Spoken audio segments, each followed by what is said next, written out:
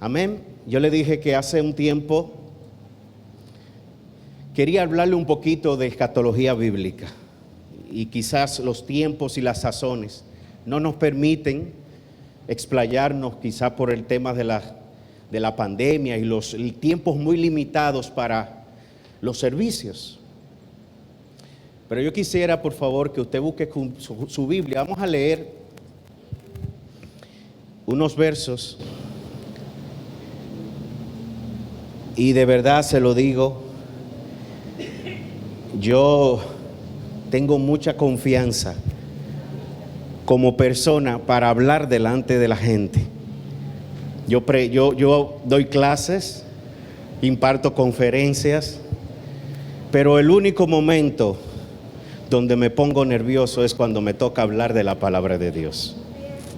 De verdad, es el único momento donde mi sistema nervioso se activa, porque la verdad es que hablar de las grandezas de Dios es un privilegio. Hablar de la grandeza de Dios es un privilegio. Y cuando usted pone a Dios en su boca para externarlo a terceros, déjeme decirle que usted tiene un privilegio grande. Yo no sé si usted cree lo que yo le estoy diciendo, pero yo estoy convencido de que eso es así. Amén. Yo quisiera que ustedes busquen en sus Biblias la primera carta a la iglesia de Tesalónica, en su capítulo 4, versos 16 y 17. Solamente vamos a leer esos dos versos, pero le voy a pedir que no se aleje de su Biblia, porque lo que voy a decir aquí yo quiero que esté sustentado en la Escritura, porque el que expresa profecía debe estar de conformidad con la palabra de Dios. Si alguien viene, dice el Señor, aún un ángel del cielo que venga a predicarnos algo diferente, sea maldición, dice sea anatema. Si alguien viene aquí, aún un ángel, y le predica algo distinto a lo que ya Jesús estableció, sea eso maldición. Amén. Entonces no se aleje de su Biblia. Primera de Tesalonicenses, en su capítulo 4, versos 16 y 17, dice la palabra de la siguiente manera: en el nombre del Padre, del Hijo y del Espíritu Santo. Porque el Señor mismo, con voz de mando, con voz de arcángel y con trompeta de Dios, descenderá del cielo, y los muertos en Cristo resucitarán. ¿Qué? Luego nosotros, los que vivimos, los que hayamos quedado, seremos ¿qué? Arrebatados. Agarre esa palabra, diga arrebatados. Juntamente con ¿quién? Con ellos. ¿Dónde? En las nubes, para recibir al Señor. ¿Dónde? Y así estaremos siempre con el Señor. Ándale, préstame por favor mi celular. Señor, en el nombre de Jesús, muchas gracias. Gracias por tu palabra, que son viva y eficaz y más cortante que toda espada de doble filo. Gracias porque penetran hasta lo más profundo de nuestro corazón, discierne los pensamientos, Señor. Gracias por ella, porque nos revelan tus misterios, tal como tú se los revelaste a tus siervos los profetas, y también, Señor, al evangelista Pablo. Gracias por tus misterios, por tus revelaciones. Amén. Hermanos, yo quisiera hablar con ustedes en estas 3 horas. Quiero prepararlos mentalmente para que después no esté desesperado por irse. Claro, y con el permiso de la pastoral. Yo quisiera hablar con ustedes en esta mañana sobre el rapto o arrebatamiento de la iglesia. Ustedes han escuchado Muy pocos mensajes se predican en este tiempo, y es la verdad. Si usted quiere, vaya al YouTube y busque las iglesias contemporáneas, las iglesias, digamos, posmodernas, que ya han sacado de su pauta de sermones lo que son arrebatamiento de la iglesia, santidad. Es decir, han sacado muchísimos tipos de mensajes de la enseñanza bíblica, que yo, a mi entender, como siervo inútil y como humano al fin, creo que es, o considero que es un error bíblico, dejar de enseñar lo que enseñaron los apóstoles, los primeros hermanos, ¿verdad? Los primeros ministros de la iglesia de Jesucristo. Amén. Rapto o arrebatamiento de la iglesia. Pero para poder hablar de rapto o de arrebatamiento, debemos irnos al contexto bíblico, porque deben suceder o acontecer cosas, deben pasar cosas previo al arrebatamiento de la iglesia. Pero también usted debe entender, para poder hablar de rapto o de arrebatamiento, debe conocer un poquito o saber lo que son las dispensaciones, porque han pasado diversos niveles de dispensaciones de las manifestaciones históricas de nuestro Señor a la humanidad. Y es necesario que usted conozca de esto para poder ir asimilando los hechos futuros. Amén. Lo primero que nosotros vamos a ir a el libro de Daniel y vamos a buscar en su capítulo 9, versos 24 y al 27. Por favor, usted vaya buscando en lo que yo lo leo para ir aprovechando el tiempo, porque ahorita me quitan el micrófono cuando viene a ver, cuando el tiempo arranque. Entonces dice Daniel capítulo 9, versos 24 al 27. Dice la Biblia: 70 semanas están determinadas sobre tu pueblo y sobre tu santa ciudad, para terminar la prevaricación y poner fin al pecado y expiar la iniquidad, para traer la justicia perdurable y sellar la visión y la profecía y ungir al santo de los santos. Verso 25. Sabe pues y entiende que desde la salida de la orden para restaurar y edificar a Jerusalén hasta el Mesías príncipe habrá 7 semanas. Vaya tomando nota. ¿Habrá qué? Pero que no se olvide de eso. 7 semanas. Y 62 semanas se volverá a edificar la plaza y el muro en tiempos angustiosos. Verso 26. Y después, diga después.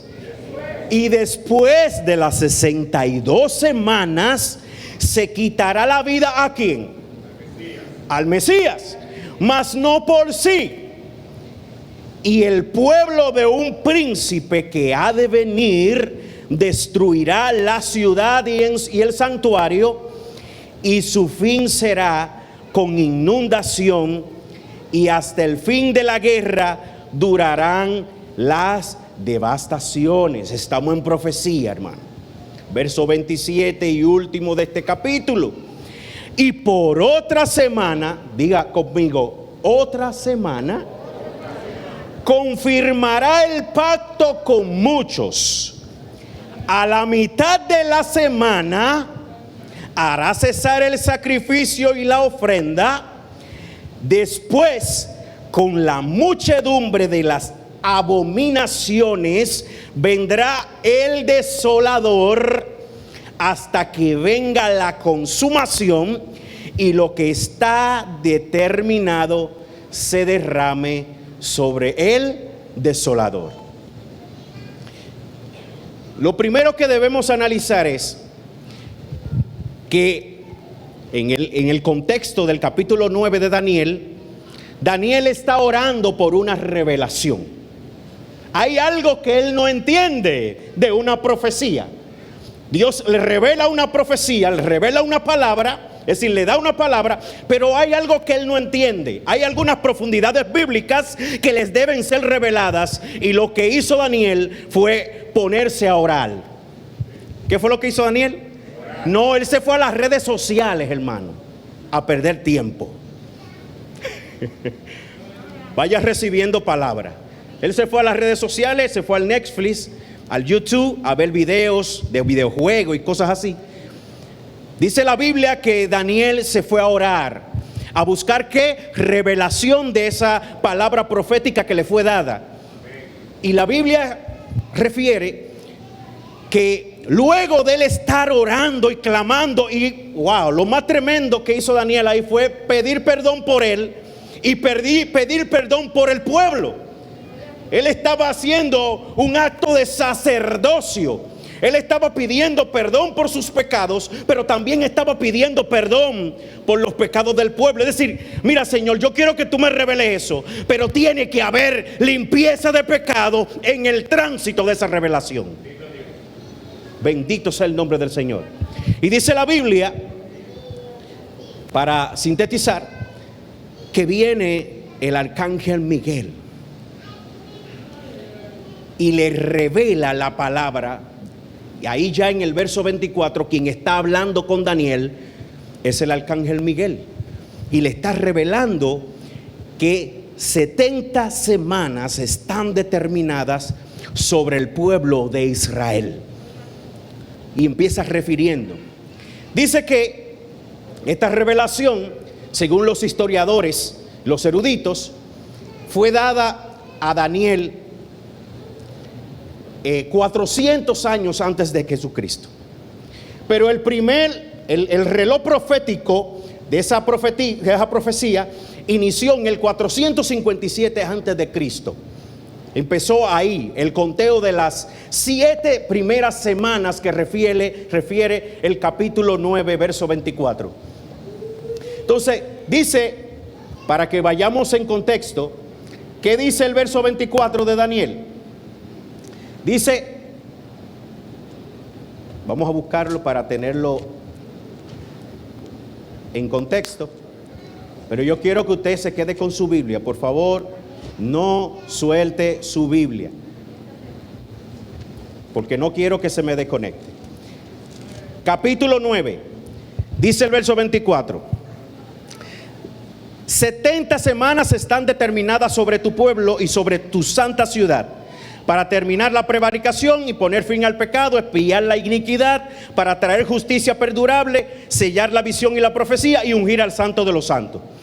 Verso 25, entonces dice: sabe pues y entiende, abre los ojos, Daniel, que desde la salida de la orden para restaurar y edificar a Jerusalén hasta el Mesías príncipe, habrá 7 semanas y 62 semanas. Estamos hablando que habrán desde la salida de la orden para reedificar a Jerusalén hasta hasta el Mesías, hasta el nacimiento de Jesucristo, habrán 69 semanas.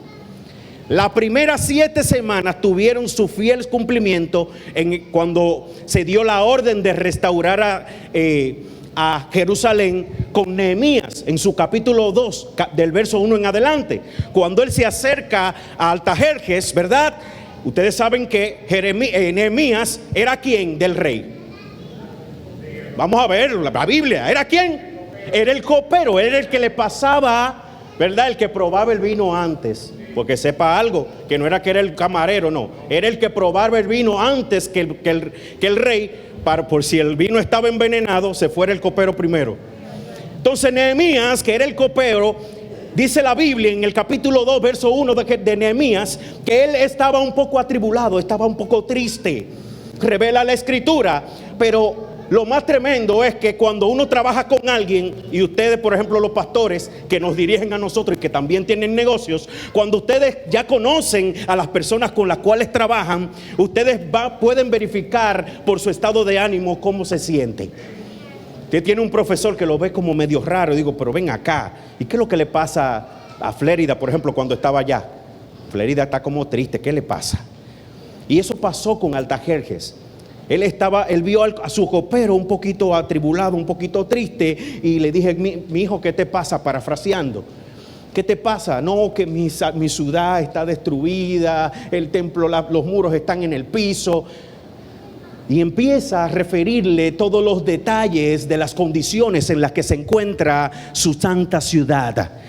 Y dice la Escritura que el rey le dio la orden, le dio el permiso de que vaya a restaurar los muros.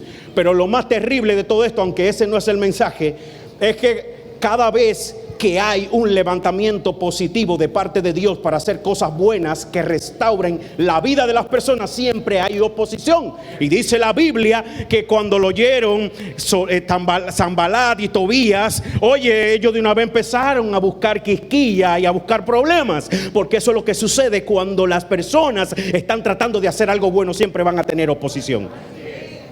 Y lo más terrible es que van a ser siempre los de tu casa. Porque yo estoy seguro que Sanbalat y Tobías no eran de otro pueblo, eran de Israel. Entonces, desde ese momento que fue dada la orden hasta que se edificaron o reedificaron los muros en tiempos de angustia, porque si usted lee el libro de Nehemías se va a dar cuenta de la batalla, de las vicisitudes, de las luchas, de las contradicciones, de las oposiciones que atravesó Nehemías, ¿verdad?, para poder reedificar los muros y la santa ciudad. Entonces, en ese periodo de tiempo, ¿verdad?, en todo ese periodo de tiempo transcurrieron alrededor de 483 años, porque esas 70 semanas es en años. Y decimos que las primeras 7 semanas representan que, si usted lo multiplica por año, 7 semanas de años, ¿cuántos son? 49 años. Pero luego pasaron 434 años, que son las 62 semanas. En todo este periodo de tiempo ya habían transcurrido varias dispensaciones.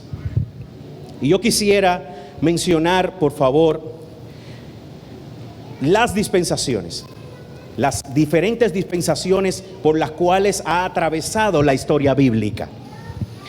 Primera dispensación, se han atravesado, son 7 dispensaciones. Y a la fecha estamos viviendo la dispensación número 6. Pero voy a empezar hablándole, no le voy a entrar en detalle porque el tiempo no nos va a dar para poder edificarlos de manera adecuada. Les pido por favor que investiguen. La primera de las dispensaciones fue la dispensación de la inocencia. ¿En qué consistió la dispensación de la inocencia? Se creó el mundo, y cuando creó el Señor toda la humanidad, en este caso el mundo y todo lo que existe, creó al hombre y a la mujer, los primeros ciudadanos del mundo, inocentes. La primera dispensación, inocencia. No conocimiento de qué, de pecado. Y tiene que venir ¿quién? A dañarlo todo, el desolador. Yo creo que ustedes se graben la palabra desolador. En el contexto bíblico y de la profecía bíblica, el desolador representa claramente ¿a quién? A Satanás. Segunda dispensación, la de la conciencia. La mujer, ya la historia ustedes la conocen, la historia bíblica, la mujer peca y hace pecar ¿a quién? A Adán. En este caso Eva peca y hace pecar a Adán, y viene la conciencia. ¿Por qué viene la conciencia? Si usted busca en el transcurso de la escritura, en el contexto bíblico, dice que ellos estaban desnudos cuando eran inocentes, pero luego que llegan al conocimiento, porque el árbol, fruto del árbol al que ellos se allegaron, el que ellos tomaron, el fruto se llamaba ciencia y conocimiento. Porque hay gente que como que se van, dicen, no, que la manzana, olvídese de manzana, no fue níspero, ni manzana, ni plátano maduro. Fue ciencia y conocimiento. Entonces, ¿por qué razón entonces ellos supieron? Es decir, tuvieron conciencia de que estaban, ¿qué? Desnudos, de que las campanas estaban al aire. Es la verdad. Suena un poco chistoso, pero es cierto. Entonces vino la dispensación de la conciencia, donde ya tenían conciencia. Y es muy probable, aunque la Biblia no lo refiere tácitamente, pero es muy probable que en ese periodo de conciencia Dios le haya revelado estatutos, le haya revelado lineamientos de cumplimiento, ¿verdad? Para poder entender ellos cuándo le fallan o no al Señor. Porque si ustedes miran más adelante, el hermano Caín mata a Abel y mató a su hermano. Y el Señor los educa y le dice, pero muchacho, ¿y qué hiciste? Vaya mirando, yo quiero que usted vaya entendiendo esto, pero no lo mire de manera cronológica, porque yo soy uno de los predicadores que creo, cuando los científicos dicen que nuestra humanidad tiene millones de años, yo la creo. Y usted dirá, pastor, usted está loco. Sí, yo creo que nuestra humanidad tiene millones de años, porque un día para el Señor es como 1000 años y 1000 años es como un día. Entonces, si el Señor creó el mundo en 6 días, puede que cada día haya representado millones de años de creación. Entonces analice eso desde ese contexto, no se me vuelva loco. Tercera dispensación del gobierno humano. Entonces viene el gobierno humano, viene lo que es la organización de la administración en el Génesis, y viene el gobierno de los humanos, el gobierno de los jueces y todo eso. Viene luego la dispensación de la promesa, cuando el Señor jala o saca a Abraham de su tierra natal, ¿verdad? Y lo llama con una promesa bíblica de que salga de su tierra y que deje sus parientes y que vaya a la tierra de donde que él le iba a mostrar. Es decir, salió con una promesa, ¿verdad?, de que iba a encontrar la tierra prometida, porque salió con fe. Por eso nosotros somos hijos ¿de quién? De Abraham, porque nosotros tenemos fe. Es decir, Abraham salió creyendo en una promesa que Dios le dio. Entonces esa fue una dispensación, la dispensación de la promesa. Luego viene la dispensación número 5, la dispensación de la ley. Y aquí hay un tema muy bonito que yo lo voy a dejar como tarea. Luego después hablamos un poquito más a profundidad. Pero aquí hay un tema muy hermoso, la dispensación de la ley. Hay 2 contextos en el tema de la ley. Estamos hablando primero de la ley establecida por Dios en el monte Oreb. ¿Cuáles fueron las leyes establecidas por Dios por el monte Oreb? ¿Dónde están los predicadores? La ley, los 10, es que yo no le escucho, pastores. Los 10 mandamientos, es decir, que Dios, el pueblo lo saca de Egipto, después de 430 años, digamos, de servidumbre en Egipto, y vienen al desierto. En el desierto necesitan instrucción, necesitan guianza, necesitan recordar lo que Dios ya le había establecido desde el principio, y Dios revela a Moisés la ley. Es decir, en este caso, la primera ley, que fueron los 10 mandamientos, y los escribió el dedo de Dios en tablas de piedra. Primero. Luego viene lo que es el establecimiento de la ley mosaica. Por eso sepárenme una cosa y sepárenme otra. Es decir, son 2 contextos. Uno es la ley establecida de Dios de conducta, en este caso donde están los 10 mandamientos, donde Dios te dice lo que debes hacer de conducta que ríe en el mundo, ¿verdad? Y otro es el detalle descrito del cumplimiento de la ley mosaica, que ya establece un sinnúmero de reglas, digamos, morales y de conducta y de organización del pueblo de Israel. Y esa fue la dispensación de la ley, donde todo israelita debía estar bajo el yugo de dicha ley, pero sin dejar de lado la primera ley. ¿Cuál es la primera ley? Se supone que nosotros cumplimos los 10 mandamientos, ¿cierto? Pero ese es otro mensaje. Entonces luego que viene Jesucristo, que nace Jesucristo, digamos, en el año 27, viene Jesucristo, en la era cristiana, nace Jesús. ¿Qué sucede cuando nace Jesús? Todavía estamos en la dispensación de la ley. ¿Está conmigo? ¿Me explico? Todavía están en la dispensación de ¿qué?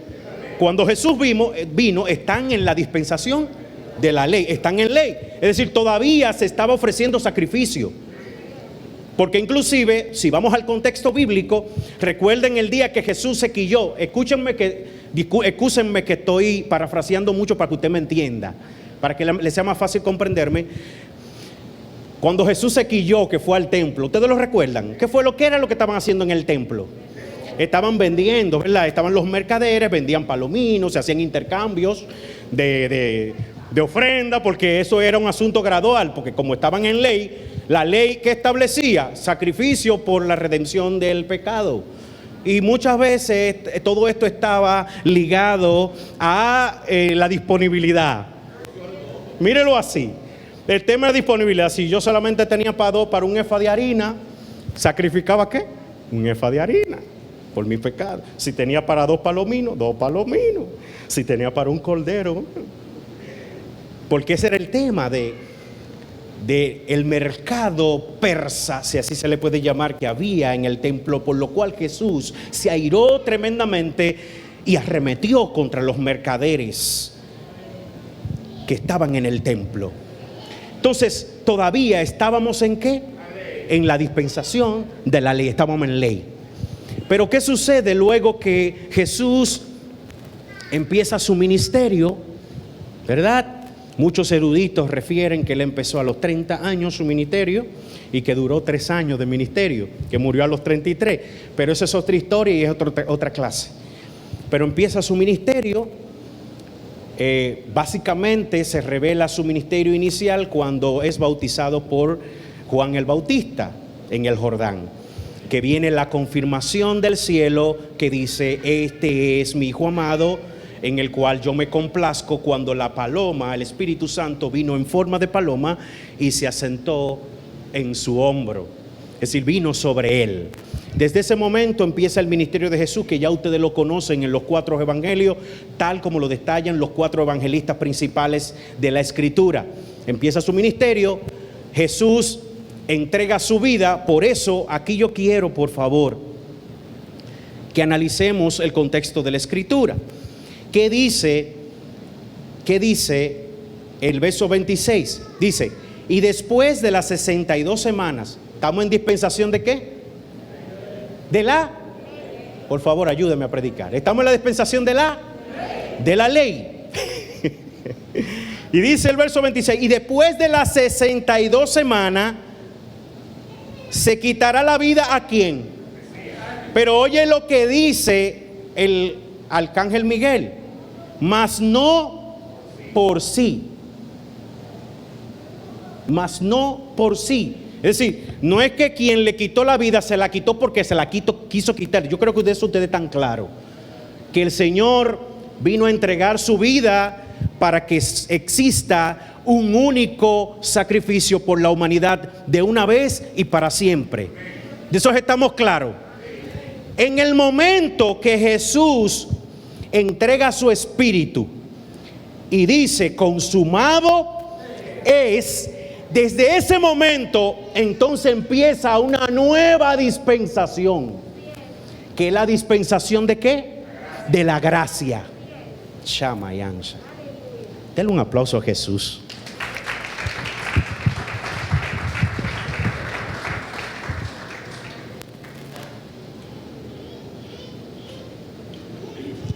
En el mismo momento que Jesús dice: consumado es, empieza una nueva dispensación, la dispensación de la gracia.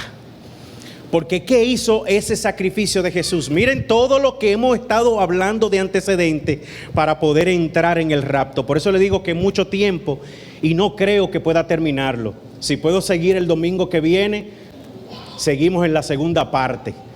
Pero lo dejamos hasta un punto, pastor, o yo, porque no vamos tampoco a asediarlos. Y dice: mas no por sí. Agarre ahí. Y dice: y el pueblo de un príncipe. Eso es arcángel Miguel.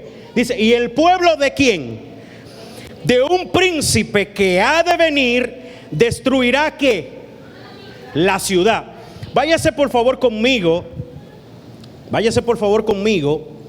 a el Evangelio según San Mateo, en su capítulo 24. Dice, capítulo 24, verso 1. Dice, cuando Jesús salió del templo, ¿de dónde salió Jesús? Del templo. Y se iba, se acercaron sus discípulos para mostrarle los edificios del templo. Respondiendo, él les dijo: ¿veis todo esto? De cierto os digo que no quedará aquí piedra sobre piedra que no sea derribada. Eso fue una confirmación de una profecía. ¿Dónde estábamos antes? En el verso 26 de Daniel, ¿cierto? ¿Y qué dice? Que el ejército de un príncipe que ha de venir destruirá ¿qué? La ciudad. Esa profecía de Daniel y que reconfirmó Jesucristo en el capítulo 24 de San Mateo se cumplió en el año 70 de nuestra era cristiana, luego de que Jesús ascendiera al cielo. En el año 70 dice la historia bíblica, según el historiador Josefo, que un general romano llamado Tito Flavio Vespasiano entró a Jerusalén y dejó la ciudad en ruinas, desbarató el templo, devastó la ciudad en el año 70. Pero aquí hay un contexto histórico muy hermoso que quisiera compartirlos con ustedes. Ustedes sabían que el templo de Jerusalén, ese templo que fue destruido en el año 70, ya había sido destruido anteriormente. Esta era la segunda vez que le pasaba. La primera vez fue destruido por Nabucodonosor II, cuando se llevó cautivo al pueblo de Israel para Babilonia. Y cuando entró a la ciudad la dejó devastada. Ese templo que destruyó Nabucodonosor II, ese templo fue el que hizo Salomón. Aquel templo hermoso, majestuoso, cuando Salomón le creó casa, le edificó casa a Jehová, ese templo lo destruyó Nabucodonosor cuando invadió la ciudad de Jerusalén y desbarató el templo. En ese momento, por ejemplo, en ese tiempo, muchos eruditos habían dicho que la profecía que estipula el libro de Daniel, cuando habla de la abominación desoladora, se había cumplido en ese momento. Muchos dijeron eso, pero eso se cayó cuando Jesús habló posteriormente en el capítulo 24, cuando él está hablando de profecía, Jesucristo, que habla, cuando vean, eso lo vamos a ver más adelante, la manifestación de la abominación desoladora, entonces digan: oye, la cosa está fea, salgan corriendo. ¿Qué fue lo que pasó? ¿A qué le llaman abominación desoladora? Es que en el templo de Dios, en el templo que creó Salomón, montaron en su momento una estatua, y estaban ofreciendo sacrificios a otros dioses en el templo de Dios. Es una abominación. Por eso muchos eruditos habían dicho que esa acción histórica había dado cumplimiento fiel a la profecía de Daniel. Pero después Jesús habló de eso, de la abominación desoladora, y todos esos argumentos históricos se cayeron por tierra. Estoy hablando de historiadores antes de Jesucristo, es decir, que habían dicho sobre eso. Y cuando Jesús habló de eso, entonces todos esos argumentos cayeron por tierra. Cayeron todos por tierra. Entonces, hay una abominación desoladora y viene. No es que ha pasado, viene. Entonces, el primer templo que existió en Jerusalén fue creado por Salomón. Es decir, fue desarrollado, edificado por Salomón, y fue destruido por Nabucodonosor II cuando Babilonia se llevó cautivo a Israel, que en ese ya se cuenta la historia de Daniel y de los tres jóvenes, Azarías, Misael y Ananías, que a mí no me gusta decirle su nombre satánico, sino sus nombres santos, ¿verdad? Entonces, Esa es la historia que ya ustedes conocen. Primer templo, Salomón, destruido por Nabucodonosor. Segundo templo se reedifica cuando vino a reinar sobre Jerusalén Herodes el Grande. Cuando Herodes el Grande vino a reinar sobre Israel, sobre Jerusalén, entonces puso la ciudad bonita, le metió una arquitectura romana, muchos edificios romanos, y edificó el templo de nuevo. Por eso es que la Biblia estipula que existía el templo y que cuando Jesús fue aquí, ¿dónde era que se leía la Biblia? Es decir, se abrían los rollos de la ley. Era en el templo donde se celebraban los días de reposo, las, tertulias escriturales, los estudios de comunicación bíblica.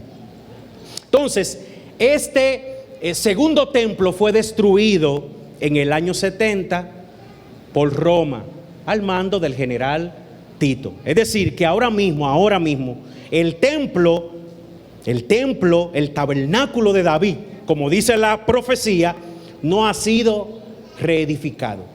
Por eso, cuando ustedes escucharon hace poco una noticia que se manifestó un rabino muy poderoso en conocimiento y ciencia, y que su linaje estaba de conformidad con el linaje que establece la Escritura, que es el Mesías mencionado por la Escritura, un tal apellido, Ben David, algo así era, no me recuerdo el inicio, Quisquiabu, Ben David. Es decir, que cuando se mencionó ese supuesto Mesías, una de los comentarios que surgieron y que sigue surgiendo, porque hay noticias, si usted busca en el Google, va a encontrar noticias de los principales periódicos del mundo, donde Israel ha estado planificando por muchos años, por décadas, la reconstrucción de su templo. Pero usted no se ha preguntado, ¿por qué no se ha podido reconstruir el templo? Es porque hay una profecía que tiene que cumplirse. Y esa profecía se va a cumplir cuando se acabe la dispensación de la gracia. Como diría Jesús en Mateo 24, que él dice: el que tenga oídos para oír, que oiga. Es decir, esa reconstrucción del tabernáculo de David va a ocurrir cuando se manifieste, o previo a la manifestación del hombre de pecado, del inicuo, que es el anticristo. Entonces, como estamos en dispensación de la gracia, aquí viene una revelación muy hermosa, y es que todo lo que ha acontecido bíblicamente tiene un trasfondo en cumplimiento de las fiestas solemnes de Israel.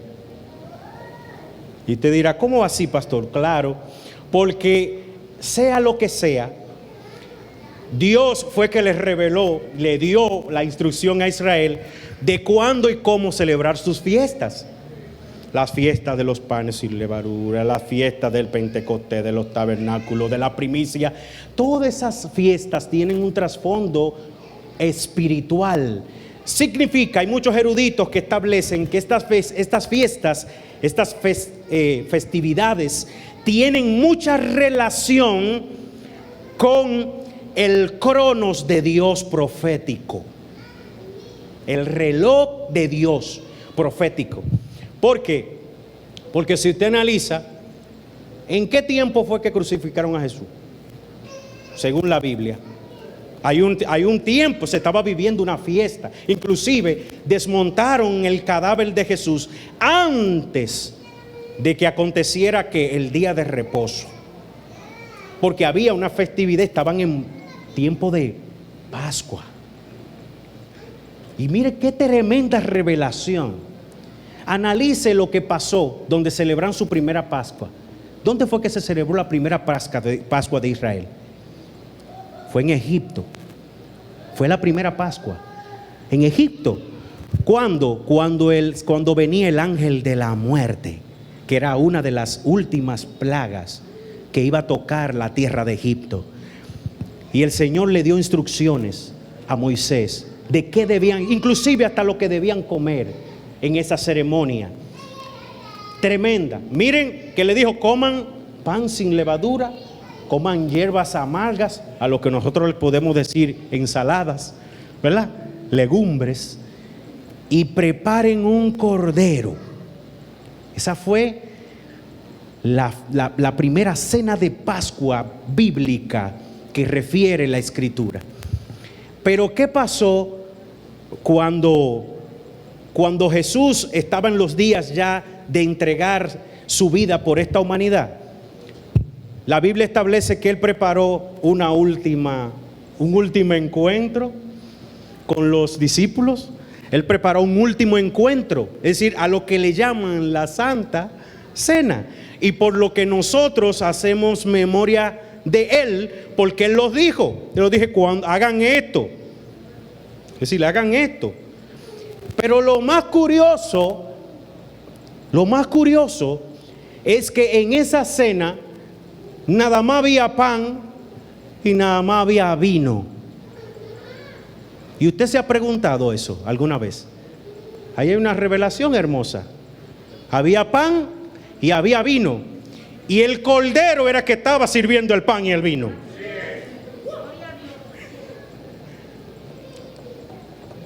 Alábale si quiere. Porque el mismo Juan el Bautista, cuando Jesús hacía su entrada triunfal hacia el Jordán para ser bautizado, estableció una palabra profética y dijo: he aquí el Cordero de Dios que quita el pecado del mundo. Dale un aplauso al Señor.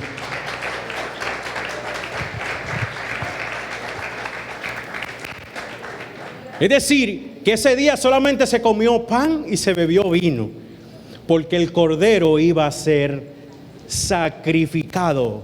Era el último sacrificio de una vez y para siempre para toda la humanidad. El Cordero de Dios, el que sacrificó de una vez para que pasara algo majestuoso en el lugar santísimo del templo. Aleluya, que dice la Biblia que cuando Él dijo: consumado es, aleluya, el velo del templo se rasgó. Es decir, se abrió el lugar santísimo y te dio libertad directa al trono de la gracia. Shama.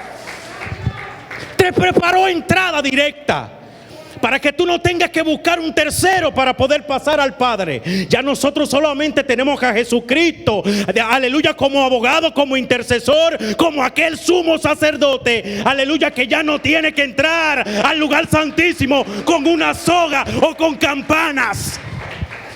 Y ofreció un único sacrificio por ti y por mí, para que tú y yo hoy podamos levantar la bandera de la salvación. Aleluya, aleluya. Gloria al Santo Cordero de Dios. Gloria a Dios. Hágame seña cuando pueda terminar, porque no he entrado todavía en el mensaje. Estoy en la introducción. Aleluya. Y lo más tremendo de todo esto es que pasa todos estos acontecimientos y entra la dispensación de la gracia. Dijimos que íbamos a hablar de rapto o arrebatamiento, pero existen tres corrientes. Voy a hablarle un poquito y si me dejan el domingo próximo continúo un poquito. Bueno, el pastor es el que sabe. Le voy a hablar un poquito. Voy a dar un poquitito. Existen tres corrientes interpretativas escatológicas de lo que es el acontecimiento de la gran tribulación. Tres interpretaciones. Porque la Biblia habla de gran tribulación. Incluso Jesús en el capítulo 24 de Mateo dice: y habrá una gran tribulación como no la hubo jamás.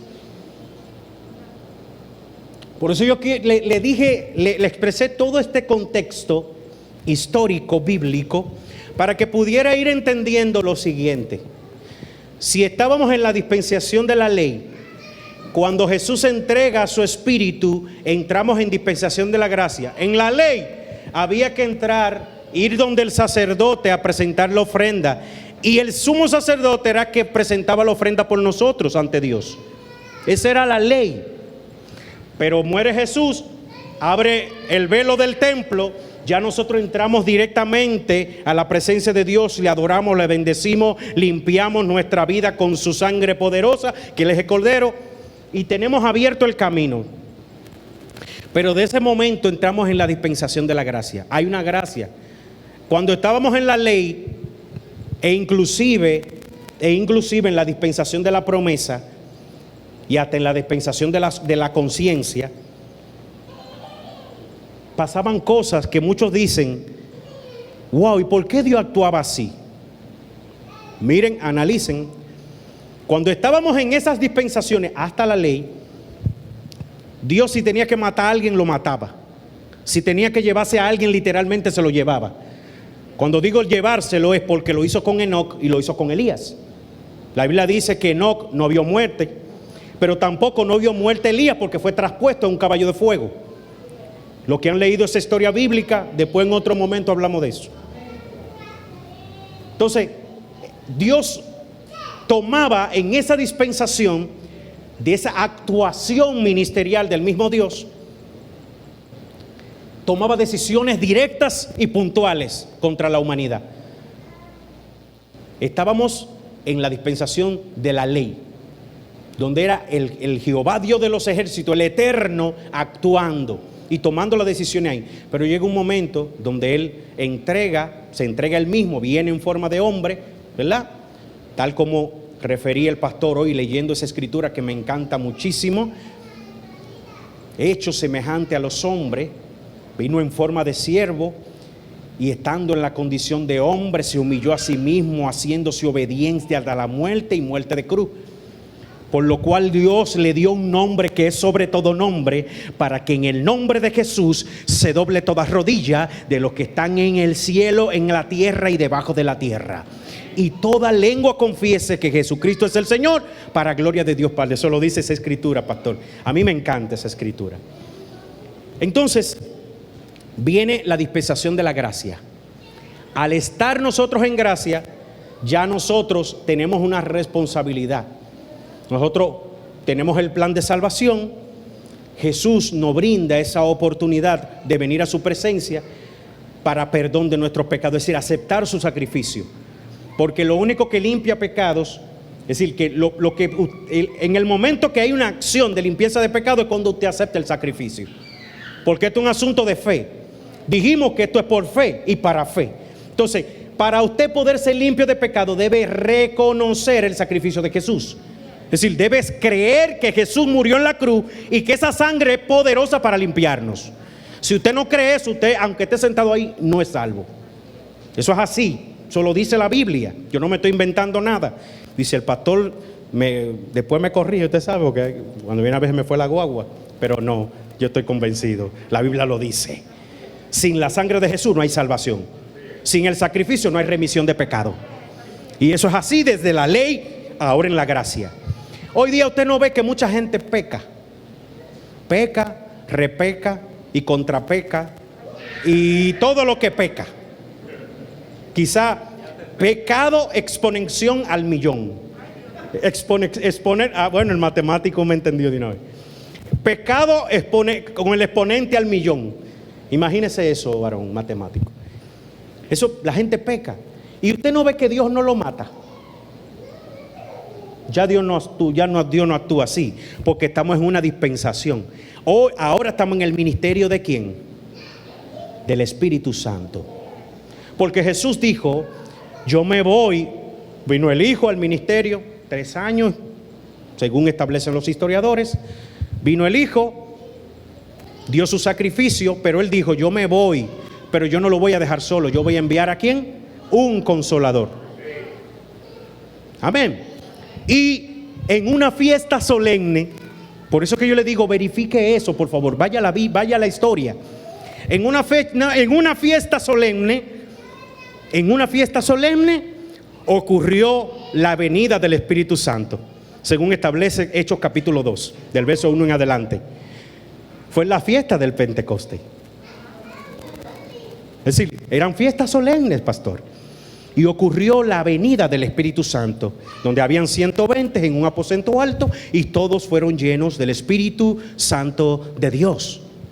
Pero esa es la manifestación, digamos, pública del Espíritu Santo. Ahorita el pastor decía algo que en algunas traducciones, inclusive en el código, que yo quisiera, por favor, que ustedes busquen. Hay una versión de la Biblia interesantísima que se llama el Código Real. Se llama así, búsquenla. El Código Real. Yo lo descargué en mi Biblia de Eastward y estoy contentísimo, porque esa es una traducción del hebreo original y tiene los nombres reales que tenían esos hebreos. Jesús no se llama Jesús. Jesús se llama Jesús porque le puso, cuando la traducción cuando se tradujo del arameo al griego, a Jesús le cambiaron el nombre, le pusieron un nombre griego.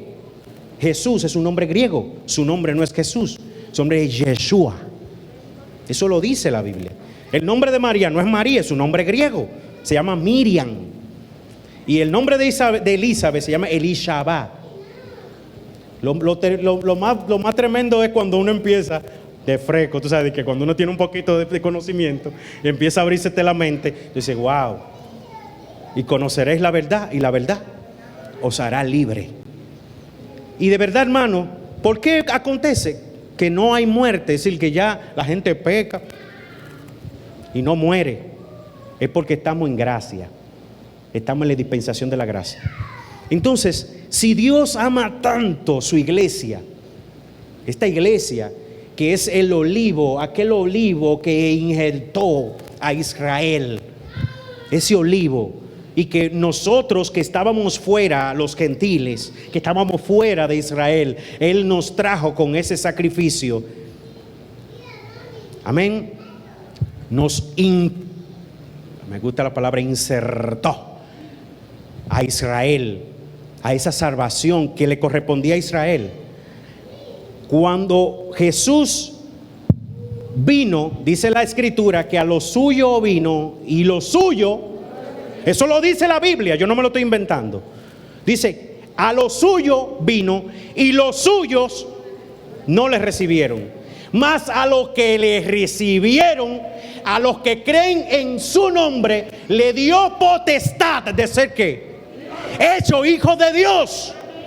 Entonces eso significa que todo aquel que cree en el Hijo de Dios y cree en su sacrificio es salvo. Estamos en gracia. Estamos en la gracia. El reloj profético, quiero que anote esto, el reloj profético de Israel se detuvo por no aceptar el sacrificio de Jesús. Ustedes sabían que ellos están todavía esperando el Mesías. El reloj profético de Israel, ¿qué pasó? Se detuvo. Hay un cumplimiento de 62 semanas. ¿Y cuántas semanas establece la profecía de Daniel? 70. Es decir, que falta una semana de años. Una semana de años. ¿Qué significa? ¿Cuántos días tiene una semana? 7 días. Si tiene 7 días de año, ¿cuántos años son? 7 años. Entonces, aquí viene un detalle. ¿Ustedes creen que ese Dios tan poderoso, amoroso, y que en la ley era fuego consumidor real, se va a quedar tranquilo? De que, sí, como una película con final feliz. Israel, yo te mandé la salvación, tú no la aceptaste. Y no te apures, mi niño, no te preocupes, que cuando suene la trompeta, aún tú no hayas aceptado a Jesús, tú te vas. Mentira del diablo. Yo soy de los predicadores que creen que a Israel le viene lo de él, positivo y negativo. La Biblia lo dice. Ahora mismo, como los ortodoxos rabinos de Israel no han aceptado el sacrificio, es decir, no aceptaron, hay muchos que se están convirtiendo. Muchos que se están convirtiendo. Es la verdad. Muchos israelitas, muchos judíos están aceptando a Jesucristo. el sacrificio de Jesús, pero hay una gran parte, es decir, la nación per se no cree en el Mesías que vino. Inclusive, como usted mismo lo refirió ahorita, inclusive están buscándole la quinta pata al gasto al contexto histórico, y dicen que el Jesús que vino es producto de una violación, de un acto incestuoso. E inclusive a Jesús le pusieron un padre. Yo lo estaba diciendo al pastor, yo leí un artículo que yo me quedé muerto de la risa. Que Jesús tiene un padre y el papá era un romano, un soldado romano llamado Pantera. Miren toda la vacuencia, para no decir aquello que cae en el baño, hablan la gente, tratando de tergiversar la realidad bíblica, tratando de torcer el verdadero evangelio de Jesucristo. Y muchos de nosotros nos estamos quedando callados y no estamos leyendo, escudriñando la escritura para conocimiento del Señor Jesús y de sus profundidades, y para que venga la revelación fresca y real del cielo. Aleluya. Y déjenme decirle, hermano, por eso yo le digo que no creo por nada del mundo que Israel se quede tranquilo.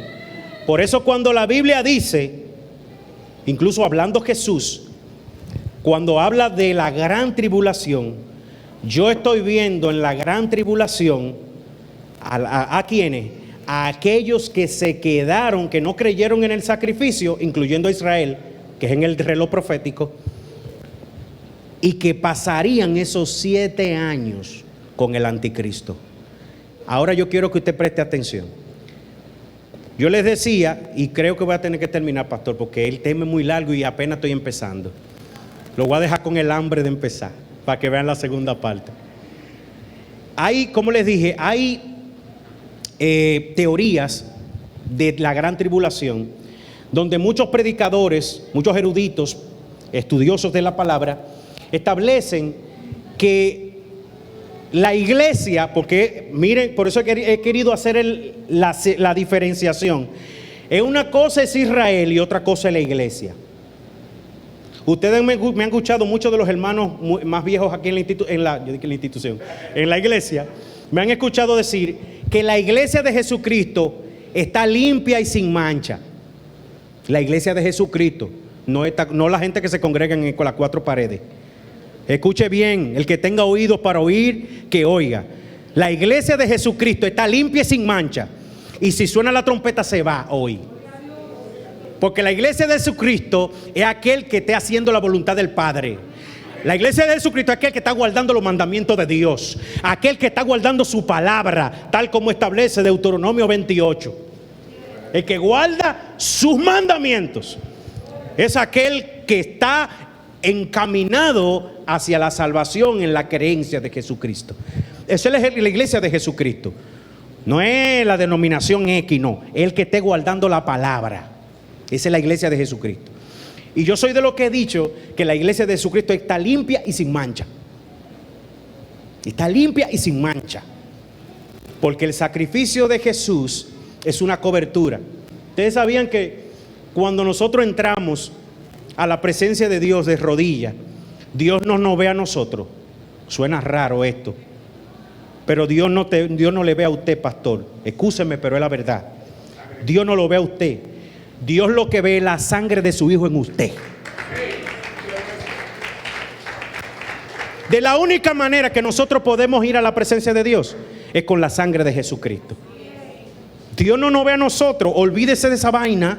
Se lo hablo claro, si lo quiere entender como usted quiera. Yo prefiero que con lenguaje coloquial o con lenguaje cultural usted entienda lo que le quiero decir en esta mañana, para que se salve. Dios no le ve a usted, Dios ve el sacrificio de Jesús.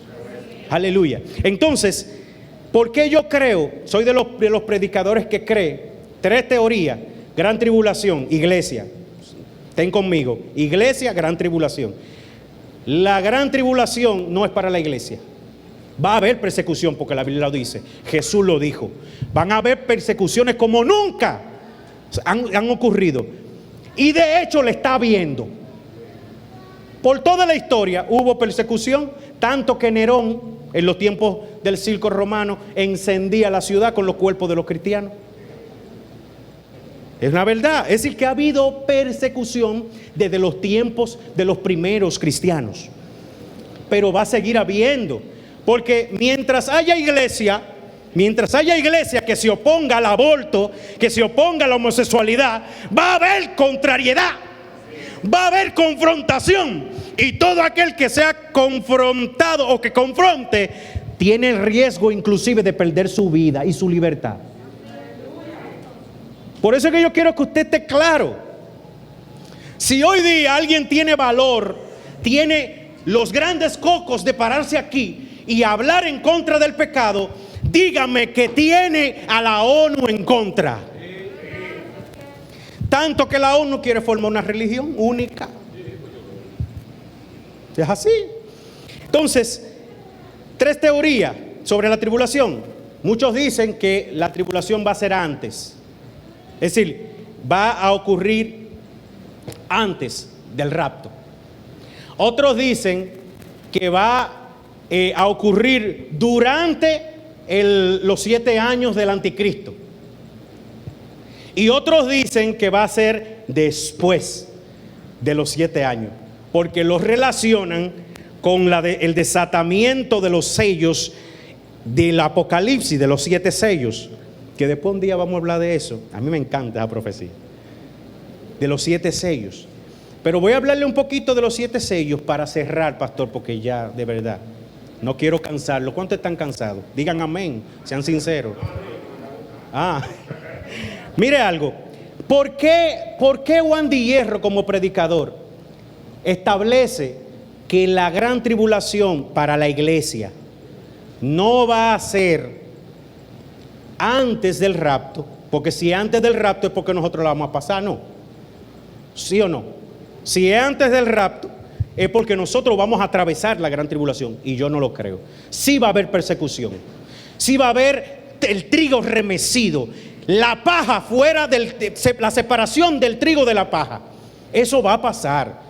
Por eso le estoy diciendo, afiance su vida en Jesucristo, llénese del Espíritu Santo, porque cuando empiece realmente lo que viene, lo duro para la iglesia, se necesitan gente que tengan valor y que estén llenos de Dios. Porque de la única manera, la única manera que Esteban soportó toda esa pedra era porque estaba lleno del Espíritu Santo. Es de la única manera que metieron, creo que a Juan, antes de llevarlo a Patmos, lo metieron en una olla de aceite hirviendo. Y ese aceite era como un sauna porque no le hizo nada. Dice la historia bíblica. Eso no está en los hechos, pero está en la historia bíblica. Entonces, de la única manera que usted puede atravesar lo que viene para la iglesia es si usted está lleno de Dios. No de bacanería y de... No. Es lleno de Dios, del Espíritu Santo. Es de la única manera que usted va a soportar. Aleluya. Es de verdad, hermano. Si vamos a prepararnos, debemos pedirle al Espíritu Santo que nos llene de sabiduría, de su presencia, de conocimiento, de afanciamiento, que nos ayude a buscar su presencia, porque la verdad, sin el Espíritu Santo no vamos a poder atravesarlo. Vamos a negar a Jesús de una vez. De una vez. Entonces yo soy de los que creo que no es antes del rapto. En el caso, la gran tribulación no es antes del rapto. Es decir, primero debe cerrarse lo que es la dispensación de la gracia, porque estamos en una dispensación. Es decir, si el reloj profético para Israel se detuvo y vino la dispensación de la gracia, donde ya no se ofrecen sacrificios de animales, tiene que pasar primero que se restablezca el templo de Jerusalén. Segundo, que vuelva el sacrificio, porque tiene que volver el sacrificio. Tiene que volver. Si se restablece el templo, tiene que volver el sacrificio, porque ellos no creen en el Mesías que vino. Entonces tiene que restablecerse el sacrificio. Y si se restablece el sacrificio, ¿para dónde vamos de nuevo? Es decir, ¿para dónde van ellos? Es para la ley. Y si van para la ley mosaica, que fue el acta de los decretos que nos era contraria, porque yo quiero que usted esté claro de eso, los 10 mandamientos están intactos, eso no está abolido. Está abolida la ley mosaica para nosotros, para los gentiles. Está clavada en la cruz. Ese era el acta de los decretos que no era contraria. Y fue clavada en la cruz. Y Dios nos dio vida. Y vida en abundancia. Amén. Entonces, ¿qué va a pasar con Israel? Como el reloj profético se detuvo, inmediatamente tiene que pasar algo. Porque mire lo que dice Pablo. Pablo dice que, lo voy a parafrasear, después usted lo busca, que dice que la manifestación del hombre de pecado lo detiene ¿quién? En la iglesia. ¿Cómo usted cree que se puede instaurar un gobierno contrario a la ley, a los preceptos de Dios con la iglesia aquí? ¿Qué usted cree que va a pasar? Huelga y de todo le vamos a hacer. Le vamos a hacer oposición. No puede establecerse un gobierno único en el mundo con la iglesia aquí, porque ¿qué va a pasar? Le vamos a hacer oposición, entonces va a haber muerte en abundancia. ¿Y entonces qué van a pasar con ese gobierno? Los impíos van a decir, diache, pero ese gobierno es diabólico, mira, mata gente, y va a quedar mal, y no es lo que quiere, porque en los primeros 3 años y medio, según la profecía, el gobierno del anticristo va a ser un gobierno bueno, próspero. Inclusive, analice lo siguiente. ¿Qué está pasando en la mayoría de países latinoamericanos y desarrollados? Los políticos están siendo desacreditados por corruptos. Terriblemente. Pero ¿cuándo no ha habido corrupción? Analice eso. Siempre ha habido corrupción. Desde que se estableció los gobiernos siempre ha habido corrupción. De una manera u otra. Quizás no de todo el mundo, pero sí de un grupo. Siempre ha habido. Pero en esta época, en todo el mundo, lo que más sale en los medios de comunicación, ¿qué es? Corrupción, corrupción, corrupción, corrupción, corrupción. Y los países desarrollados también atacando corrupción, corrupción, corrupción. ¿Qué es lo que están vendiendo? Un gobierno único. La ONU va a vender un gobierno único.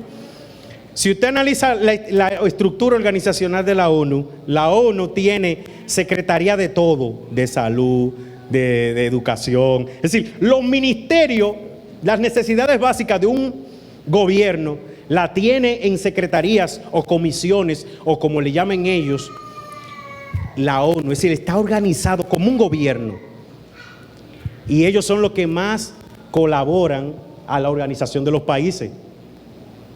Por favor, abran los ojos. Como aquella vez que le prediqué el mensaje, nos están durmiendo. Abran los ojos, porque todo lo que está pasando aquí lleva un orden cronológico. Lleva un orden cronológico a la manifestación del hombre de pecado, que es el anticristo. Por eso le decía, primero, no va a haber tribulación en esta gran tribulación. La gran tribulación que refiere la Biblia no va a ser en nuestro tiempo, en nuestro tiempo de iglesia. No va a ser. Porque entonces si hay, entonces va a ser muy obvio. Y las redes sociales, están matando mucha gente allí. Por eso el gobierno es el diablo. ¿Y qué van a hacer? Los mismos impíos se van a oponer. No puede ser así. Tiene que ser primero algo bueno, que se venda como bueno. Por eso dije que la vacuna, que se pegue un imán, olvídese de esa vaina, eso es porquería. Eso no va a ser tan obvio así. El sello de la bestia, eso no es así, eso no va a ser tan obvio. Dejen su miedo, vacúnese y punto, tire para adelante y póngase a buscar de Dios. Llénese del Espíritu Santo y olvídese de ese asunto. Entonces, para concluir, pastor, lo voy a dejar aquí. Para concluir, porque, dígame.